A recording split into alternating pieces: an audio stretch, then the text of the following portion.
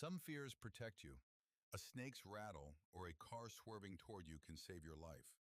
But many fears that control everyday decisions follow no clear logic. Here are 6 more phobias you may already recognize. What happens in the brain when they strike, and why your body reacts as if ordinary situations were dangerous. First is acrophobia, the fear of heights. This is more than feeling cautious near an edge. A person can freeze on a balcony, avoid glass elevators, or feel dizzy just watching footage from a tall building. Your balance depends on agreement between your eyes, inner ear, and body. At height, those signals become harder to compare because nearby visual reference points disappear. The brain reads that uncertainty as instability. It raises your heart rate, tightens your muscles, and pulls you away from the edge before conscious thought can decide whether the situation is safe. The response began as useful protection, but with acrophobia, the alarm becomes stronger than the actual risk.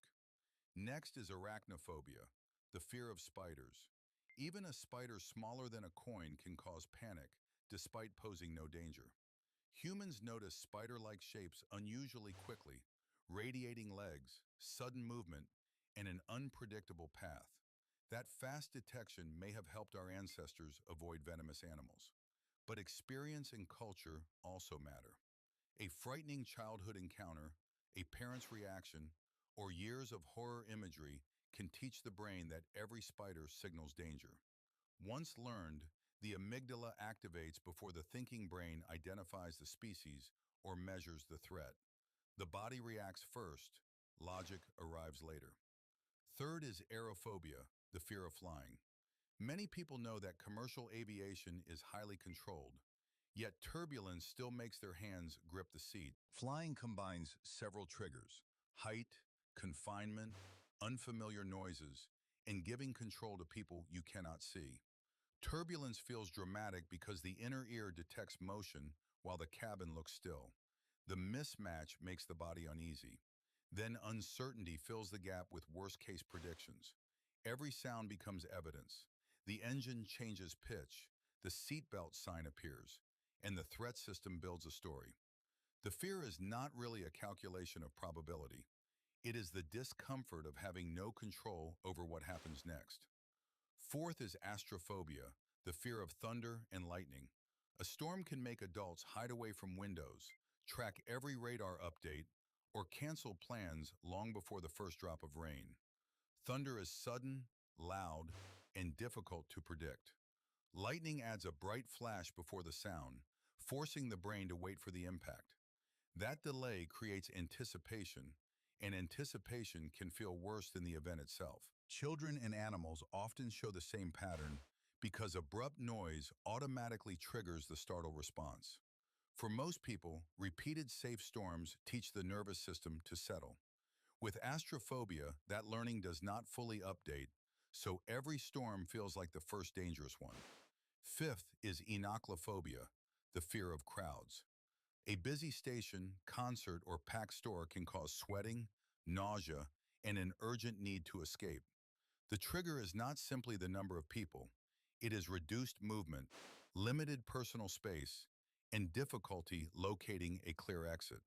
The brain continuously maps escape routes without asking permission. In a dense crowd, that map becomes uncertain. Faces, voices, and moving bodies add more information than the nervous system can comfortably process. The person may feel trapped even outdoors. Avoiding crowds brings immediate relief, but that relief teaches the brain that escape prevented disaster, making the next crowded situation feel even more threatening. Finally, agoraphobia is often misunderstood as a fear of open spaces. More accurately, it is fear of being somewhere escape might be difficult or help might not be available if panic begins. That can include public transport, shopping centers, long lines, bridges, cinemas, or being far from home alone. After one intense panic attack, the brain remembers the location and the sensations: a racing heart, dizziness, short breath. Later, it watches for those sensations. Normal changes in breathing become warning signs.